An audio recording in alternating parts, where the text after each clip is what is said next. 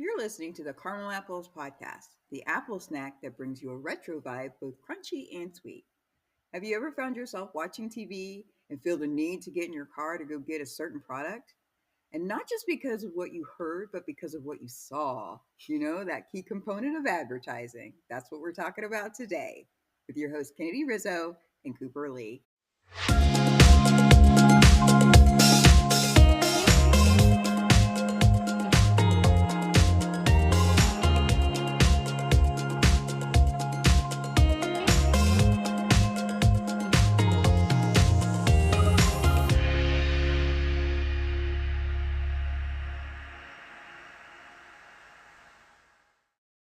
So that's right, dear listeners. We are going to be talking about mascots. And before we get into that caramelicious topic, make sure you subscribe. Visit us on the socials.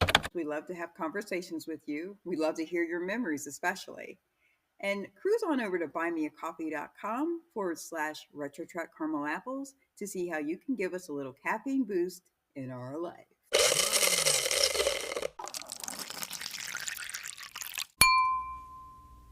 Thanks a latte. Okay. Yeah, so like Coop said, we were having conversation and we were very intrigued by, as always, our memories, the nostalgia of how things were at one time.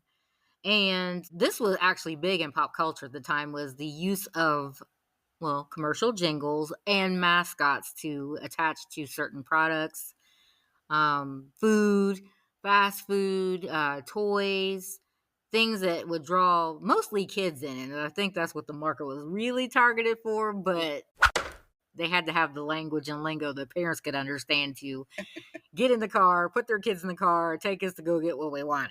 That's right. Yes.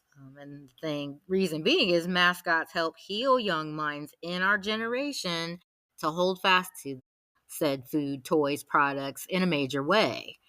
So this helped fuel the endless, mindless begging, XYZ, that our parents needed to go get these various things, and we were relentless with that. Yeah, and you mentioned it. A big component was food products. And Yeah. for the young minds, especially, we were into cereals and stuff growing up. And there was definitely no short supply of the mascots in the branding for cereals. And it's funny because Kennedy, as we were talking, it's like, oh my gosh, the advertising is laden with mascots, and some they've changed a little bit in the course of history. Some have still the same.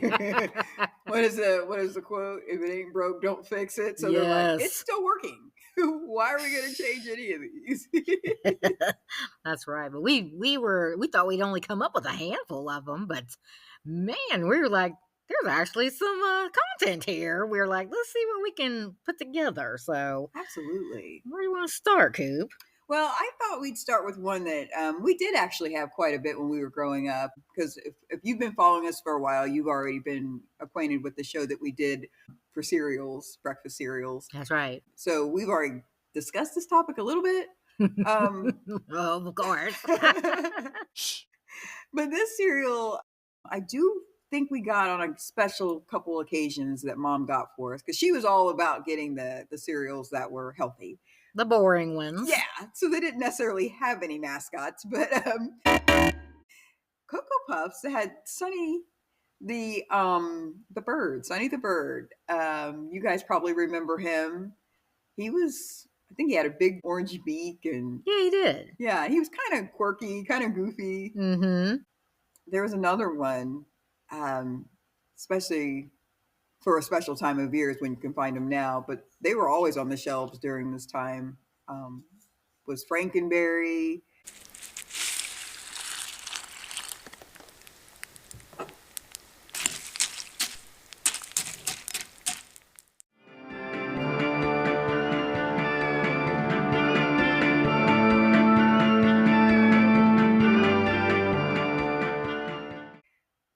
Count Chocula.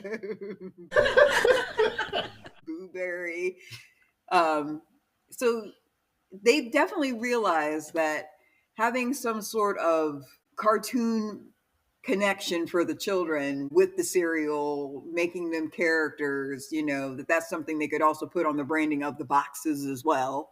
So, hey, you couldn't remember what it was on TV. Hey, there they are right there on the shelf, Mom. That one right there. That's what we want. This is So, absolutely genius on yeah. the marketers' part because, I mean, they knew what they were doing, as Coop said. Like, they knew them kids were going to start bugging their folks real quick. 100%. Also, when you think about breakfast cereals, another cute one, he'd been around for quite some time, was the Trix Bunny. Was his name Lucky? I can't remember, actually. I see him, but they were always like scolding. I used to feel some type of way about that. Like, he just wanted the cereal like the kids did, and they'd always take it from him and shut him down with a quickness. What's the matter with you? They'd be like, silly rabbit, tricks are for kids. That's right. I so blundered. I know it wasn't Trix or it wasn't Lucky. Oops. Did you know it is? No. Oh, okay. I don't want Lucky though. Does this sound familiar? Rabbit, tricks are for kids. Besides, you belong here. Well, I'm still close to Trix. Yeah, he always sounded like his heart was broken. He did. And for good reason, because Trix was pretty good, right? We get that on occasion, especially if we had a little slumber party or something. So It was always at our friend's house. Yep. Thanks, Buzzkill Mom. But since we can't even remember what his name was, when I said Lucky, I was thinking of Lucky Charms. Oh, she was jumping the gun. Yeah, so okay. Here we go. Lucky Charms. So yes, the little leprechaun was Lucky. And you talk about a cereal, okay, we'll just talk about it for just a minute. I still dig the marshmallows. I just wanted to say that for a hot second. She really does. The branding worked, right? Still love the marshmallows. Effective as perceived. Well, it's interesting that mascots, they're not just for cereals, right? They're not just for food items. You can find them for sports teams. Yes. Oh, yes. And they've been around for quite some time. I think you could probably go back when advertising even became a thing in general. Mm-hmm. They probably realized we need some sort of object or item that makes people think of us, whether they hear the name or not. They see that, they still think of us. And that's what mascots for teams will do. You know, you have pirates, you have animals, you have, oh gosh, what else do you have? Buckeyes. Yeah, you have Buckeyes. Wolverines and all kinds. Yeah, like she said, animals.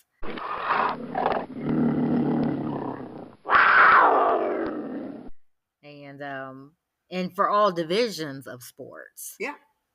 That makes it fun, you know. You think about one of our favorite nutty characters, Ace Ventura. No, please, no. In his first movie, you know, like it was for the Miami Dolphins, but then the opposing team had some kind of was it a parrot or something like, and he beaten up on it at the end. I think so. Because he's rotten sauce. Which is like completely something you wouldn't expect because he's like an animal lover. So what are you doing over there beating on that mascot? Was that a goof? Yeah. He's like, my love has limits too. But speaking of, it's funny that you mentioned Ace Ventura. Yeah. And if you go a couple clicks back, we've already talked about the Monopoly. You know, we talked about the game Monopoly. Oh, yes. So coming forward, talking about Ace Ventura right now, he referenced the Monopoly guy in the second Ace Ventura. And his name, we talked about in the show, but we'll mention it now, was Rich Uncle Pennybags. There it is. Yeah. So that's been around for a long, long time. Right, so right. You understand why they use them. Mascots are very important for advertising. It is. And like, okay, so we're talking about a lot of retro ones. I'm just going to throw a current one in that a lot of people love, a lot of people recognize and know about. And that is if you're driving down the highway.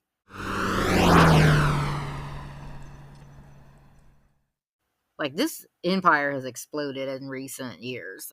Bucky Beaver, Yeah.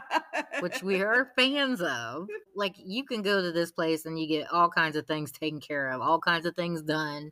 It's a nice place to relax. But you see that cute little beaver with this red ball cap on, his little sweet smile, and you know, hey, I want to go there. Wait, the next 112 miles? Keep trekking forward. That's right. Don't stop until we get there. So them Bucky Nuggets call. Okay, back to retro. But, there is importance to what you just said, too, using the signage on the side of the highway. Like, even when you are on a road trip, you get to any town, and if it's right off of the highway, they have those really tall, like I'm thinking of the Golden Arches, right? It'll be towering over everything else. You'll see those big, tall signs. They're like beckoning you, and it just makes you think, oh, yeah, Yeah. Those things will draw you, and you may not even be thinking about it. Mm-hmm. But you see it, brand recognition. You're like, yeah, I think I could find something there. Just by sight. Yeah, And that's it's pretty amazing. crazy. Yeah, it is. So a fun fact of what we are discussing about mascots, if you dig deep enough, you can find stuff. So it's interesting that, yes, we have been, really shining the light on the fact of them using it for brand recognition. Kennedy already referenced the fact that, trying to make that emotional connection for people, whether it's children or the adults as well. Advertising works on everybody. Mm-hmm. But there's a reason for it. The word mascot actually comes from a French word that, get this, is a symbol of good luck. Buena suerte. Buena suerte, exactly. So they had a reason for using what they're using. Mm-hmm. And they want it to be synonymous with whatever their branding is. And there's a method to the madness, right? There's a method to the madness. So I was quite surprised to find out about the Buena Suerte, right? It was like, oh, okay, gotcha. That's right. I But think Lucky Charms was happy about that. yeah. Just kidding. But we're talking about things in general as far as our retro past. At this point, everybody probably knows Chuck E. Cheese, has either been there or at least knows someone who has. But if you go back far enough, there's kind of a history between Chuck E. Cheese and Showbiz Pizza. Showbiz Pizza. Yeah, we knew Showbiz. Are all their songs about pizza? And they had the animatronics there. And was Chuck E. Cheese part of that originally? Was Chucky part of the band, or is that, I can't remember now? Or is he his own thing? I think he's his own thing. Okay. We'll have to double check on that. We'll update you on what our findings are. Yeah.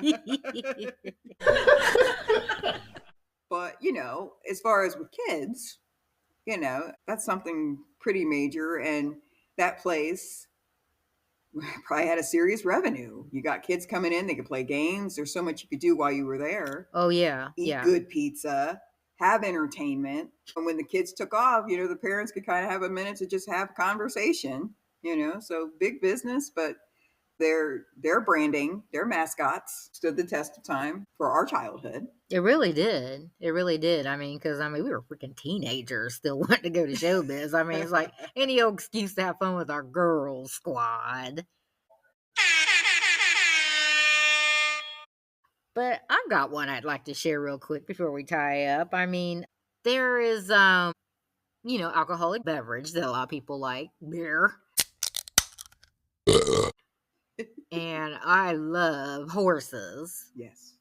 So one of the favorite mascots going for years, many, many years, is the Budweiser Clydesdale horses. Talk about something imprinting on your brain, power and elegance and just pure love when you see these beautiful horses, these creatures. Oh my gosh. You nailed it. Was talking about power. Yeah. Yeah, these things can smash a couple cars. If it wants to lay down and play or whatever, forget your car. Don't park it and buy it, Yeah. But man, these things are massive. Yeah. And they use them for football and, a lot of the Super Bowl advertising and whatever, And again, maybe people feel some type of fuzzy feeling about that and they're like, horses? Beer? Let's go grab some buds. This bud's for you, Exactly. It's pretty wild how our brains wrap our minds around, I need this or I want that based on the marketing involved. Especially when the fact is that if it is tied to something else, it's all like full circle. Yeah. As you mentioned, sporting events and stuff like that, with the Clydesdale horses. Yeah, that might definitely draw people in and spark some memories because that's really what advertising is kind of holding on to, making it a mental impression. Yeah. And then staying the course for a person's entire life if possible. Oh yeah. So they're digging deep into those emotional wells. That's right. But you know what? We're so glad you tuned in for part 1 of this conversation. Be sure to check in with us for part 2 next week. But as for now, that is it for this week's Apple Snack. But there is way, way more where that came from. Stay tuned. These caramel apples aren't likely to be done with this conversation. See you on the other side.